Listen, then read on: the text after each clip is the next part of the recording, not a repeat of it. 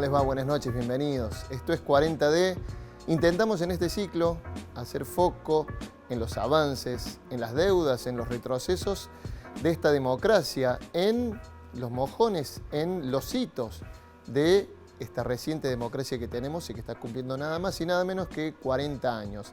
Y si hay un hito, si hay un mojón en estos 40 años, es la sanción del matrimonio igualitario, la ley de matrimonio igualitario. Lo que se dice, una norma impuesta desde abajo hacia arriba, porque fue la sociedad, fue la militancia, fueron las organizaciones las que hicieron el trabajo y lograron que el Estado argentino, a partir de allí, por lo menos en parte, no pueda discriminar más a nadie por su elección o su orientación sexual.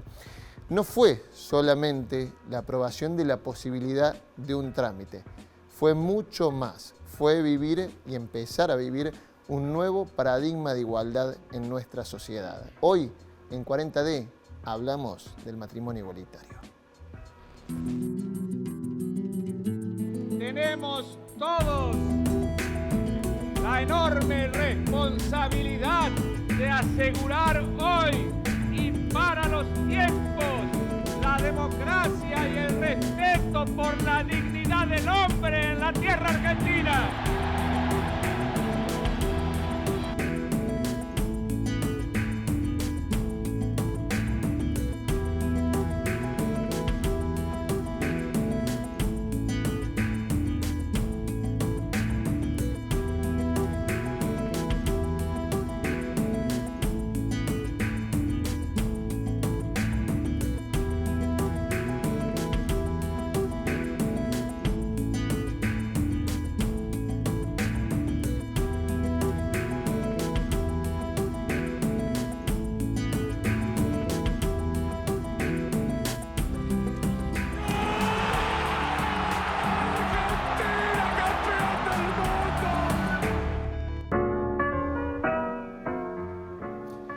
Y decíamos, es un mojón en nuestra historia, es un hito muy importante, pero que tiene un recorrido anterior y por eso también tiene que ver con, con nuestros invitados y con las personas que hoy están acá para charlar sobre este tema. Por un lado, Juan Marco Bagione, que es docente de la UNC. ¿Cómo andamos, Juan? Gracias por venir. Gracias por la invitación, un gusto. Nicolás Alessio, sacerdote.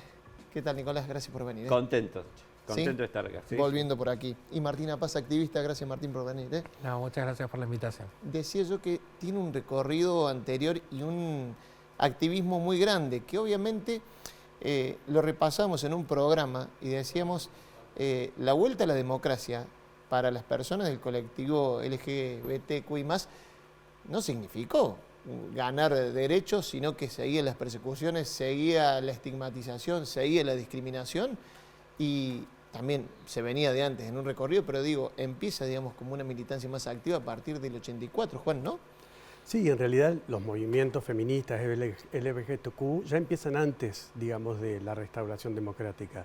Pero sin dudas la dictadura militar fue una interrupción, fue un momento de violencia, fue un momento de persecución. Se reconstituyen, se rearman y comienzan a luchar por una agenda de derechos a partir de la restauración democrática, que, como decís vos, tuvo dos niveles. Una fue la democracia institucional y otra fue también para que la democracia se volviera parte de un pacto de reglas en relación a las formas de vivir la sexualidad y las elecciones de la reproducción.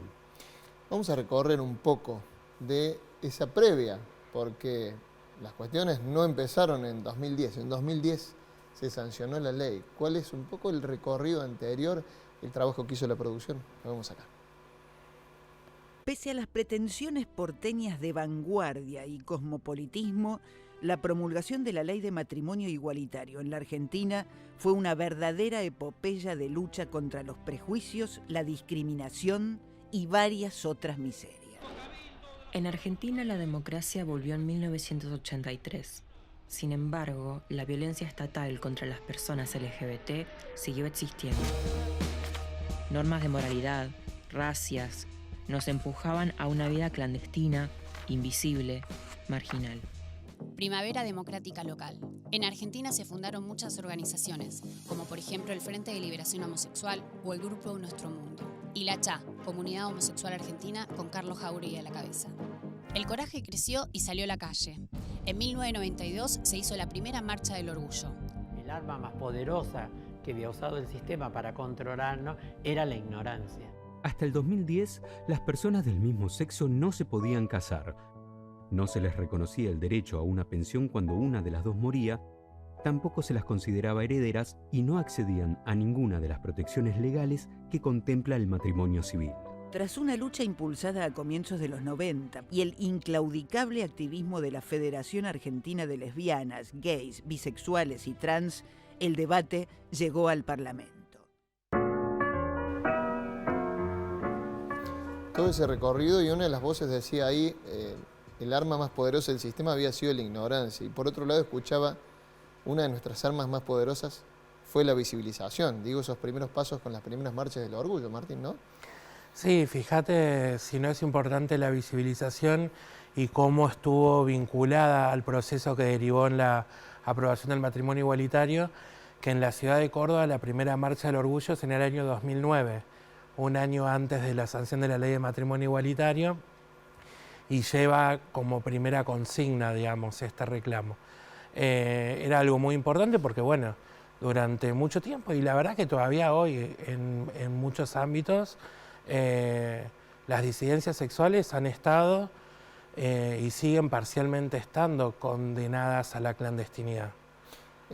No es un dato menor ese que remarcás en las marchas del orgullo, que se venía realizando en muchos lugares, y en la Córdoba, bueno, conservadora, recién en 2009. Recién en el 2009, sí, a través de un grupo de Facebook la organizamos. Mirá vos, 2009, o sea, casi 20 años después de la primera marcha del orgullo que se había dado en el país, ¿no? O sea, Sí, ya se organizaba hace algunos años en Rosario, por poner una ciudad que por ahí puede ser similar a la de Córdoba, parecida, claro.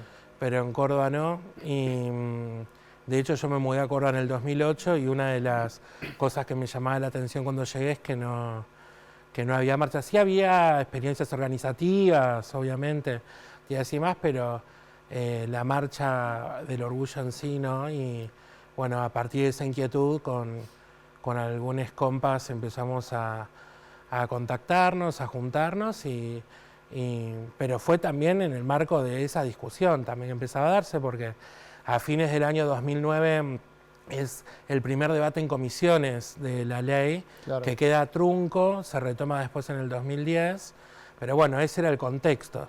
Y dado también por un contexto político, yo escuchaba tu introducción donde decías la relevancia y la importancia del movimiento, de la organización social.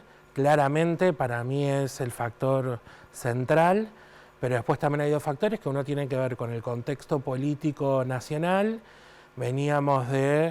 Estábamos en un gobierno que veníamos de tener un presidente que pedía perdón por la violación de los derechos humanos, y estábamos también en un contexto internacional marcado, por ejemplo, por la sanción del matrimonio igualitario en España en el año 2005, que era un país muy parecido al nuestro en términos culturales, y que desde ese punto de vista nos decía, bueno, pará, si ahí se pudo, quizás acá también. Nicolás, creo que más de una vez habrás analizado, digamos, lo que es esa Córdoba conservadora que, por ejemplo, impedía, o no sé si impedía, pero sí culturalmente se negaba ampliar derechos, ¿no? Hablamos de una marcha, digamos, que no se hizo hasta el año 2009. Sí, claro, la Córdoba de Primatesta, estaba pensando, ¿no? La Córdoba de las campanas religiosas, tantos templos en el centro de la ciudad y demás. Una Córdoba muy conservadora, muy retrógrada, y acá coincidían un Primatesta, coincidían las oligarquías, sectores que siempre les costó poder mirar lo que era diferente, ¿no? Bueno, ya sabemos lo que son las derechas, ¿no? Tanto religiosas como políticas, como sociales. Fue complicado, porque el resto de la sociedad, y me incluyo en ese momento, veía todo ese movimiento del cual estaban hablando ellos como algo vistoso, folclórico, pero no pasaba de eso, ¿no? Claro. No era visto como una lucha que había que acompañar, como una lucha que había que fortalecer. Te costó bastante, digamos, en tu actividad sacerdotal acá en Córdoba por estar a favor del matrimonio igualitario. Pero claro. Vamos a ir también recorriendo y avanzando en esa línea de tiempo, porque había un antecedente, recordemos que, bien lo dijiste Martín, había antecedentes en debate legislativo que se truncaban, que no pasaban de comisión, y había el antecedente también de parejas que ya le buscaban algunos vericuetos a la ley y intentaban casarse. Bueno, casamiento de Alex Freire y José María Di Bello, que se da antes de la sanción de la ley, en el año anterior, en diciembre. Lo iban a hacer en la Ciudad Autónoma de Buenos Aires. No pudieron. A último momento se truncó todo. Bueno, tuvieron que ir a hacerlo a Tierra del Fuego. Recordemos aquel momento.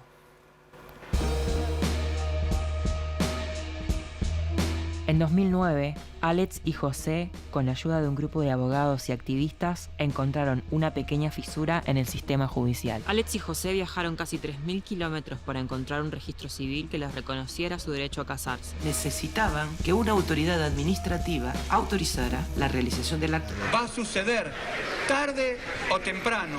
Tenemos la posibilidad de que suceda la semana que viene y tenemos este amparo que sienta un precedente histórico y el primer matrimonio homosexual en Latinoamérica. Por vos, por mí, por la Federación Argentina de Lesbianas, Gays, Bisexuales y Trans, desde aquí, desde Ushuaia, el principio de todo. Sí, acepto.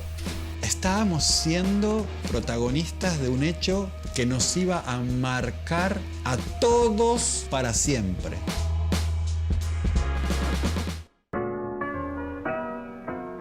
Y sí que hacían historia estas dos personas que fueron a casarse, que tuvieron que intentarlo en Ciudad Autónoma de Buenos Aires, que no pudieron. Y ahí también se vio la manera de actuar, Juan, creo, de la justicia, de la iglesia, el peso que tenían, ¿no? En eso. Totalmente, porque creo que la historia del matrimonio igualitario también es la historia de las modificaciones del derecho para democratizar las formas de regulación de la vida social, de la vida familiar. Uno podría pensar en el divorcio, lo que pasó en el 87, y es la historia que hasta el día de hoy seguimos atravesando, donde el derecho tiene que desmontarse de una moral única, de una moral universal, y en general donde la lucha no es solo por ampliar derechos a distintas diversidades, sino también por desmontar una historia de herencia de la Iglesia Católica, de su jerarquía más fuerte sobre el Estado y sobre las formas de regulación pública. Entonces me parece que el hito del 2010 marca un proceso de democratización que también es un proceso de repensar el papel de las instituciones religiosas en la arena pública. Veníamos de una dictadura en la cual la jerarquía católica y la jerarquía militar habían tenido lazos muy cercanos. Veníamos de décadas en las cuales la jerarquía católica manejaba el monopolio de la moral pública. Entonces, este hito del 87 con el divorcio o del 2010 con el matrimonio igualitario, lo que lograron fue generar nuevos pactos en los cuales reconocíamos como sociedades que éramos diversas y en esa diversidad reconocíamos un derecho mucho más plural, mucho más integrador. Entonces, me parece que son las dos caras. Por un lado, la ampliación del derecho, pero por otro lado también la discusión de qué significa una sociedad democrática en relación a su pluralismo, en relación a las distintas cosmovisiones, en relación a las formas distintas de ser feliz, a las cosmovisiones éticas que conviven, sin desconocer que hay una muy alineada con la doctrina católica, hay muchas más coexistiendo en sociedades democráticas. La política de la jerarquía católica siempre ha entendido que el control de los cuerpos es el control de lo social también. Entonces, la obsesión, incluso a través del derecho, no solo a través de la doctrina, del control de los cuerpos, por lo menos de la jerarquía sexual, más allá de las conductas concretas, siempre ha sido prioritaria y siempre sigue siendo prioritaria para ciertos sectores de las distintas tradiciones religiosas. Entonces, en ese sentido, la resistencia al cambio del derecho era también la resistencia a la democratización de un orden sexual que hasta el día de hoy ciertos sectores de las jerarquías más conservadoras lo siguen viendo como preocupante. El derecho sorprende cómo se transforma en un campo de batalla tan fuerte para cosmovisiones distintas. Y como bien decís vos, de acuerdo al peso, no solo en Argentina, sino en distintos países del mundo, al peso que las jerarquías más conservadoras tengan, son mayores los obstáculos y la resistencia para esos cambios legales.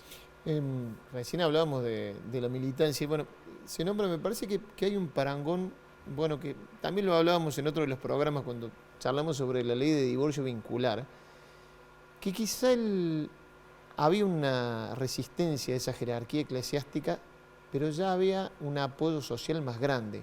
Costó más en esto, Martín, ¿no? Digamos, lograr el apoyo social, concientizar, ese hecho de hacer entender que se trataba de ampliación de derechos.